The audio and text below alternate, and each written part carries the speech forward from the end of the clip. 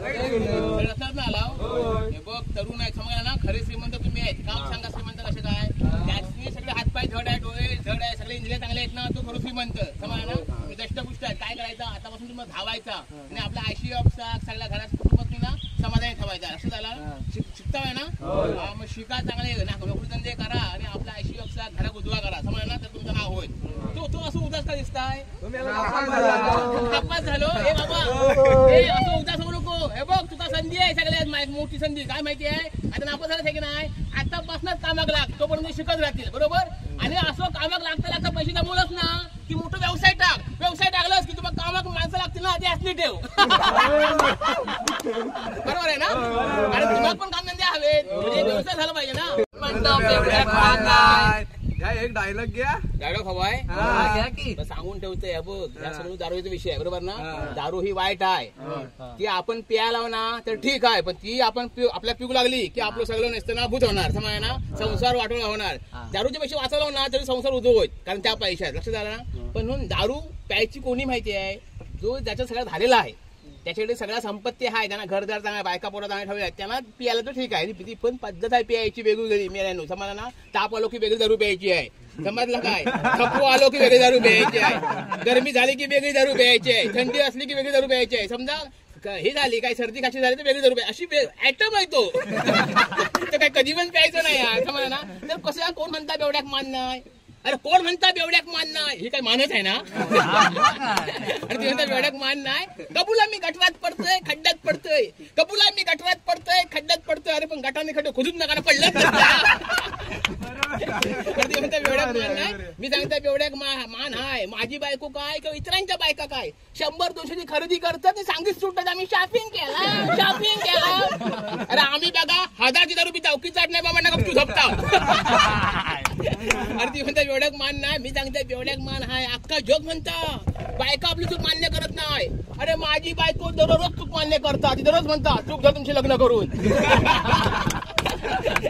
अरे ती म्हणता बेवड्याक मान नाही एवढी महागाई जाय सगळ्यांनी आंदोलन केलं की नाही आम्ही आंदोलन केलं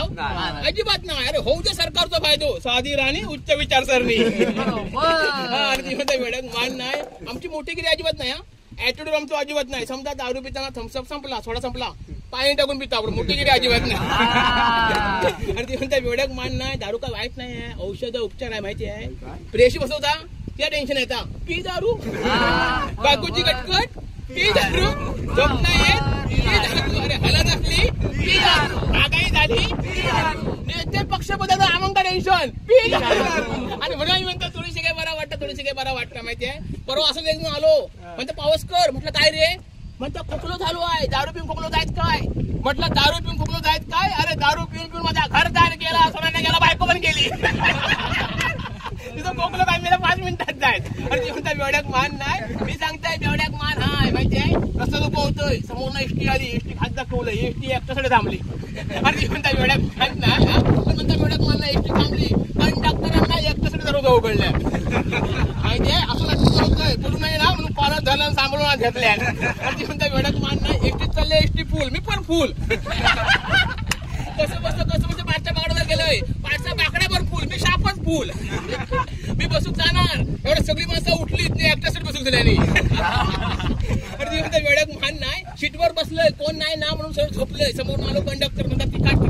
वाज बनायचं चांगलं संपला की काय म्हणून घातलंय खिशात हात काढलाय तिथं तो गोलवून ठेवलं हातावर राणीच्या कानाखाली पेटकवलं ना माझ्या मी पण काय सोडलंय नाही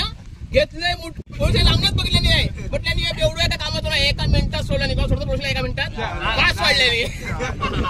वेळेत मान नाही ठिकाणा बाहेर आलंय असं लटपट होतोय माझ्या बाजू कुत्रा म्हणून घाबरला का माहिती आहे कारण ते काय अंगावर पडा की काय या गुपित सांगतोय आमची पिणाऱ्यांची लग्न वेळच्या वेळी होत आणि आमच्या बायकाचं सुंदर असतं